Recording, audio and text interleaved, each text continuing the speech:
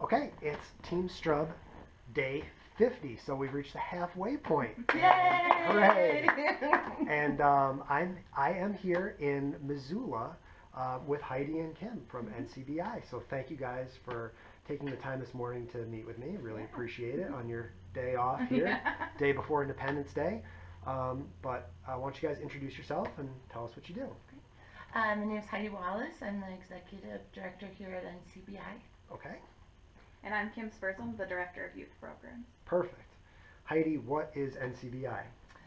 Well, NCBI, we've been here in Missoula 17 years. We're a leadership development organization working with youth and schools, businesses, organizations, and the community to create safer, more inclusive spaces to reduce prejudice, eliminate violence, and really just strengthen communities. How long have you been with the organization? 8 years. Okay. And how long have you worked here? Almost 6 years. Almost 6 years. Yeah. Okay, great. Do you feel like in your 8 years, your 6 years, you've noticed the change in the community? I absolutely have. Our youth work has exploded over really the last 5 or 6 years. We have incredible young people and adult allies who are committed to making differences, whether it's within their peer groups, their families, their schools, and community, and it's definitely making Missoula and Montana a better place. And it seems like this program is all about empowering the youths in the program to be representatives of it and really be advocates for what you guys are doing. So talk about how the youths are activated and really go out there and conduct these programs. So it looks like a variety of different things. They co-lead workshops, they facilitate after-school programs, they're peer leaders, peer mentors. They're really the face of our organization, and whenever we need anything, we have a team board of directors that guides my position and all the work that we do, and they help us establish new programs. They tell us what's going on in our community that we need to be aware of, and they really just push us to be having conversations that are hard with schools. So Okay. we follow, they lead. And the group we met with today is sort of a group within NCBI. Can you talk about the group of young people we worked with today? Yeah, so today we worked with our Youth Forward group, which is our LGBTQ youth group that's really a peer mentor model, just using pro-social behaviors, really normalizing the experiences of being LGBT, but also they're a statewide resource for students across the state to really start gay-straight alliances in their schools, and they travel across the state providing workshops and leadership development to administrators and educators, but also peers on how to create safe spaces for LGBTQ youth. That's pretty amazing. So these kids actually get to travel around the state of Montana, which is, by the way, not very small. I get to drive all the way across it before I get to North Dakota. But really, the city here and these youths are representing the state of Montana, you know, around the entire state. And some of them were mentioning that this really is the best place in Montana for LGBT youths. You know, that it really is setting an example for the rest of the state. Would you agree with that? I think so. I mean, I think that creating opportunities for our youth and youth across Montana is what is a catalyst for creating real systemic change, and whether that's transforming schools or other policies, I think it trickles beyond young people and really sets the stage for pretty amazing communities to live in. Okay. And Montana was one of the last states, you know, before last week, I guess, to have legalized, you know, gay marriage. Last week was obviously a huge day across the country. So talk about the emotion that you guys felt here as an organization last week. So I think that it was kind of a catch-22. Like, it was like, on the one hand, it was extreme excitement to like getting like a federal victory, but on the same hand, a lot of victories or a lot of policy change that we even see, because we have like a citywide ordinance that has been sparked and trickled across Montana, but all of these programs don't really look at youth and young people, and so it's kind of like we are fearful oftentimes that they're getting left behind. So if we're not creating safe spaces for young people to hang out in our communities or safe schools, they're at risk for increased pregnancy, which is strange with LGBT youth, but it is like the fact we're seeing increased self-harm, increased suicide, and so these young people aren't even reaching graduation, let alone life beyond graduation and being able to marry. And so Sure. unless we really stop and pause, and I mean, it was great to celebrate for a week, but we told them then you really need to get your feet moving, Yeah. because this is the time to really get motivated and look back as a community of not only LGBT people but adults, and really protect our young people. And so you mentioned the phrase safe space, and Yeah. this morning we got to actually paint the Yeah. windows here. We'll have pictures up on Instagram, on Facebook, and everything, Snapchat.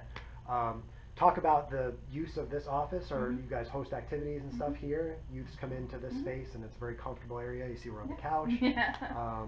What sort of things take place here in the office? Well, Youth Forward meets here weekly.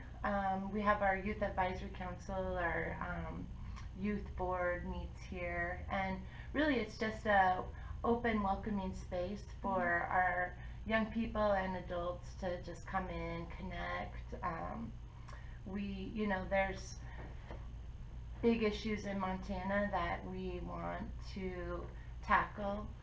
Definitely creating safe, inclusive spaces for our LGBTQ community, but also racism is something that we're deeply committed to working to end. And all the isms, I mean, they're all around our walls. And yeah, Missoula is this great community, but there are some big issues that we need to continue putting a lot of energy towards. Great. Funding. How is the program funded? Where does that come from? Well, I can answer that question. Okay. So funding comes from 3 streams of income. Grants and foundations Great. fund a lot of the youth work. We do contract work that mostly is from organizations and businesses that bring us in to do cultural competency, leadership trainings. Gotcha. And then individual donors. We have a really great, strong donation stream from individual donors who are committed to our work and our programs. So the staff is, we see 2 of you guys here, and we have tons of other staff around the building? Or? Well, not tons.